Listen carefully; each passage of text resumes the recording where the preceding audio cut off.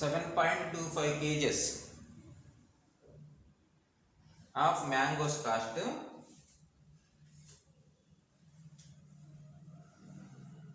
72.50 rupees.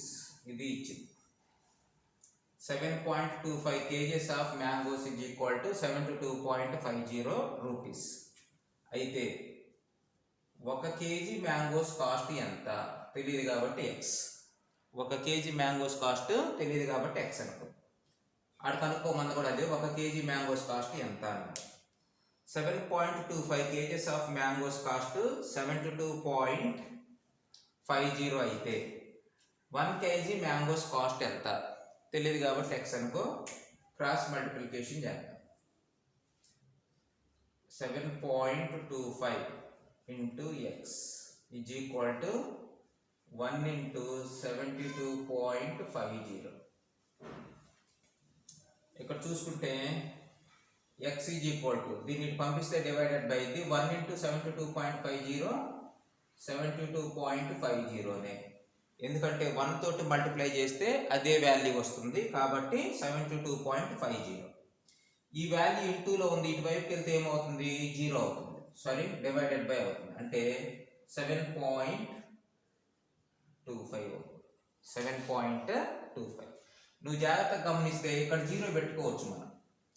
Point తర్వాత లాస్ట్లో 0 ఉన్నా లేకున్నా ఒకటే.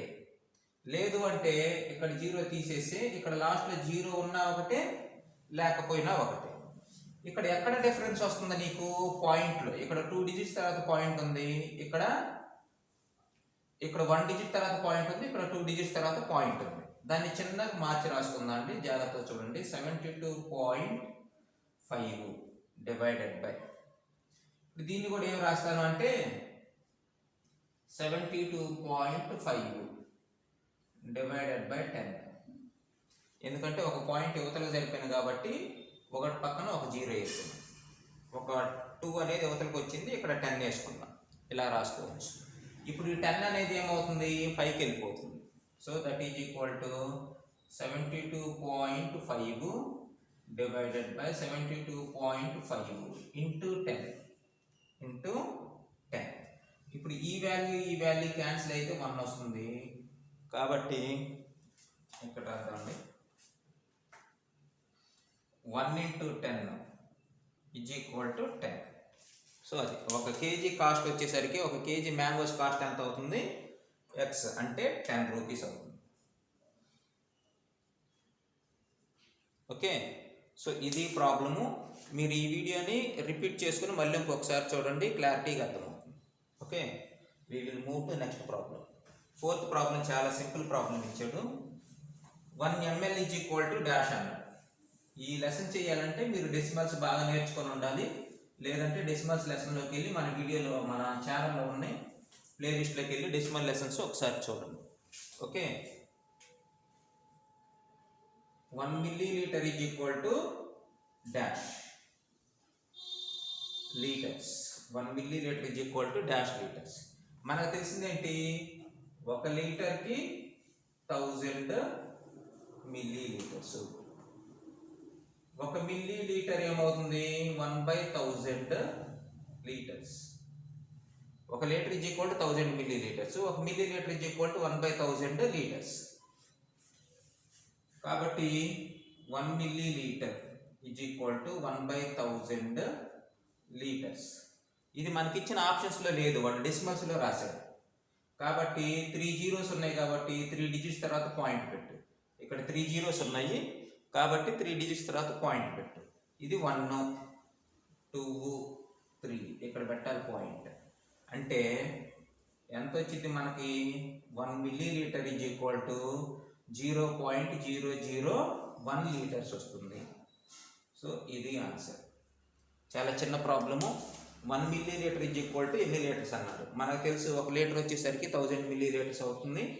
1 మిల్లీలీటర్స్ వచ్చేసరికి 1/1000. 1/1000 అని డెసిమల్స్లో రాస్తే 0.001 వస్తుంది అన్నమాట. ఓకే, సో నెక్స్ట్ ప్రాబ్లం చూద్దాండి. యాడ్ డెసిషన్ చేయమన్నాడు.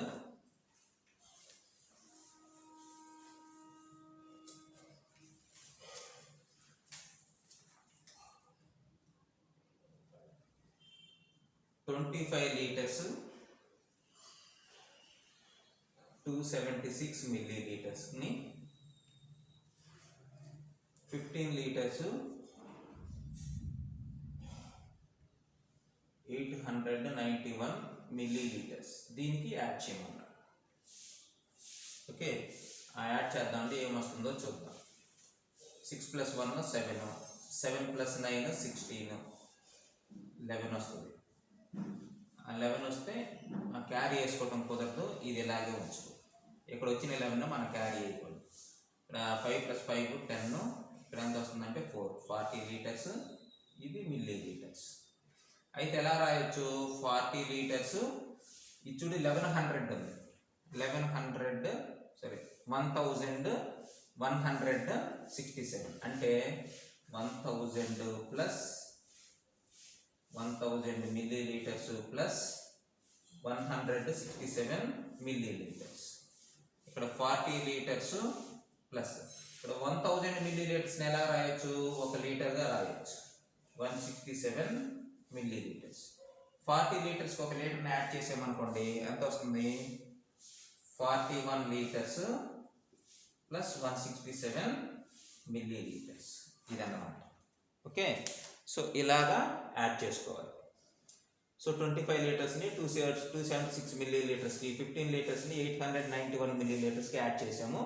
ఇక్కడ 1167ని 1000 ప్లస్ 167గా రాశాను. 1000 అంటే ఎంత? 1 litre. 40 plus litre 41 litre plus 167 milliliters.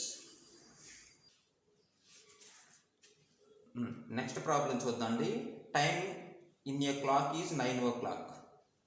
What is the angle between 2 hands of that clock? క్లాక్లో టైము 9 అయింది, యాంగిల్ ఎంత అంటున్నాడు. చూడండి ఒకసారి. క్లాక్ ఇలా ఉంటుంది.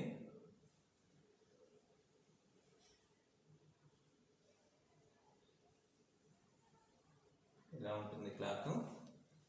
ఇక్కడ 3 o'clock, ఇక్కడ 9, ఇక్కడ 12, ఇక్కడ 6, 9 అయిందంట. సో 9 అయినప్పుడు ఇది అవర్ హ్యాండ్ అనుకుందాము. మినిట్ హ్యాండ్ ఎక్కడ ఉంటుంది? 12 దగ్గర. సో ఇక్కడున్న యాంగిల్ ఎంత అంటుంది. సో మీకు ఒకసారి చూడండి, ఇలా ఉన్న 90 degrees, లేదు ఈ యాంగిల్లో ఉన్నా కానీ 90 degrees. ఒకవేళ ఇలా స్ట్రైట్ లైన్గా ఉంటే 180 degrees, లేదు ఇలా స్ట్రైట్ లైన్లో ఉన్నా కానీ 180 degrees ఉంటుంది. ఇప్పుడు మీకు అర్థమై ఉంటుంది ఇక్కడ యాంగిల్ ఎంత ఉంటుంది అంటే 90 degrees. సో టైము 9 o'clock అయినప్పుడు 90 degrees ఉంటుంది. అలాగే ఇది ఇటువైపుకి వెళ్తే 3 o'clock అవుతుంది. 3 o'clock అయినప్పుడు కూడా ఇది ఈ షేప్ వస్తుంది, 90 degrees ఉంటుంది.